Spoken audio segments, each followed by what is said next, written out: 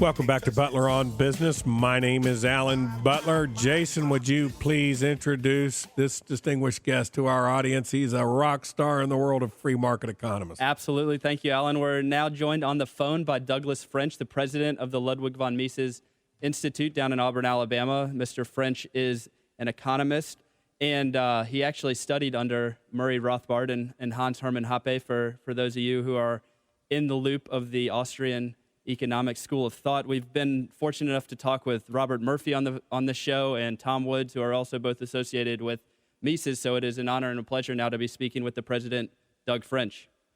Well, it's a pleasure to be here. Thank you for having me. Doug, let me ask you one question before we get into the meat of it. How did y'all settle on Auburn, Alabama as the place to put your headquarters? Well, that happened a long time ago, and it had a lot to do with John Denson, who was a trustee at the University of at Auburn University. He had an interest in Austrian economics, and there were some sympathizers in the faculty in the economics department, and he and Lou Rockwell got together a long time ago, and that's how it ended up in Auburn. And of course, there's a great, well, it's actually not a great story, but a very interesting story about how we're not affiliated with Auburn University anymore, and it would have to do with a gentleman who is still on the board of trustees who used to have a fairly significant bank that's failed. But there's a lot of history with us being in Auburn. I'm familiar with the fellow you're talking to. His name has been in the news quite a bit lately. Right. It's wonderful to be part of the community. I've only been here for about 2.5 years, but I've been associated with the Institute for a long time. And, of course, we're right across the street from the stadium, so a lot happens in our parking lot on game days, let's just say that. Well, it's wonderful having you on the show. Jason, let's get to the meat of the interview. Yeah, Doug, I wanted to get your thoughts first and foremost just about the general state of the U.S. economy right now. I mean, I've heard all the way across the spectrum from we're experiencing growth right now, we might have to worry about a little inflation down the road, to people thinking, no, any growth we're seeing right now is completely false and fake, and we really don't have the fundamentals to justify any sort of feelings for a real recovery. Where do you see the U.S. economy standing as it is today? Well, I guess I would fall in the latter camp. I think that the money pumping from the Fed has created happy days again on Wall Street. I think the property market in Washington, D.C. Indicates that things are fine in Washington.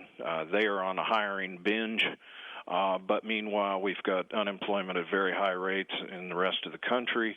But if you track it, it's probably, to the real numbers, it's more like 18 to 20% unemployment. You've got 42 million people on food stamps.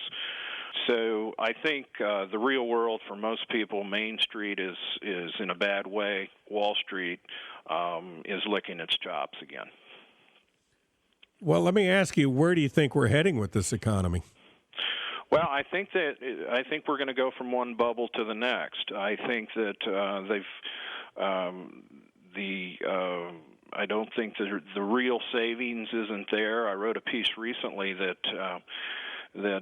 pointed out that while the savings rate is up, what the government counts as savings may actually be defaults on mortgages, and so people aren't able to save because they haven't put anything away to this point. They think the government's going to take care of them.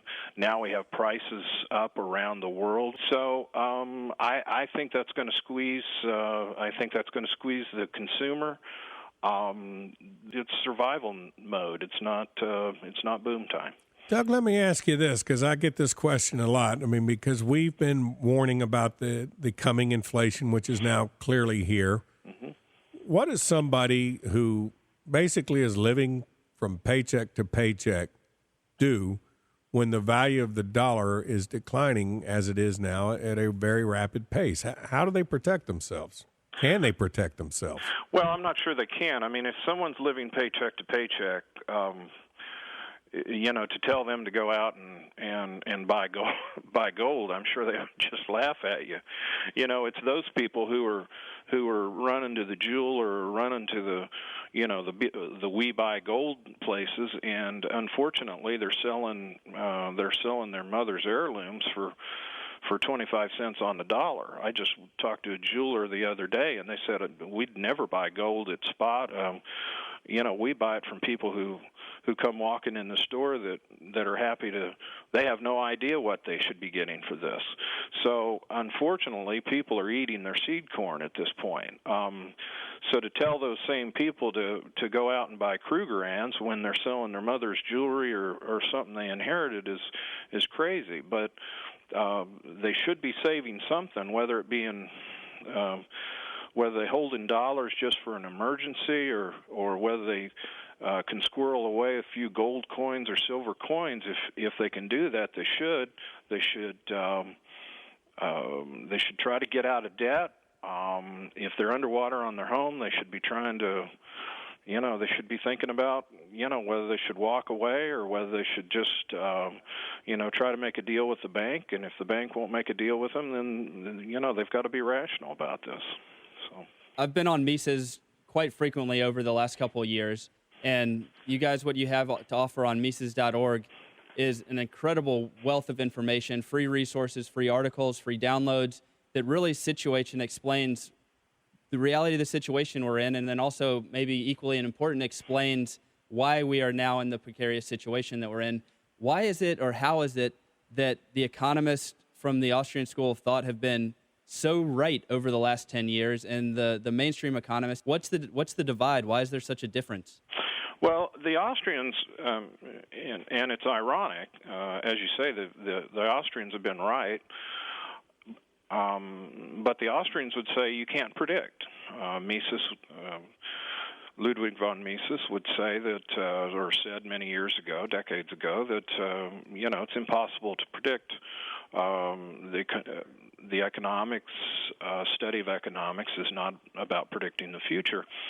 So the Austrian school does not make a living trying to predict things, but we know that as government lowers interest rates below the natural rate, it stimulates investment in higher order goods, and that's property, that's stocks, that's things up the food chain, not the consumer goods that you buy, but factories and so on and so forth.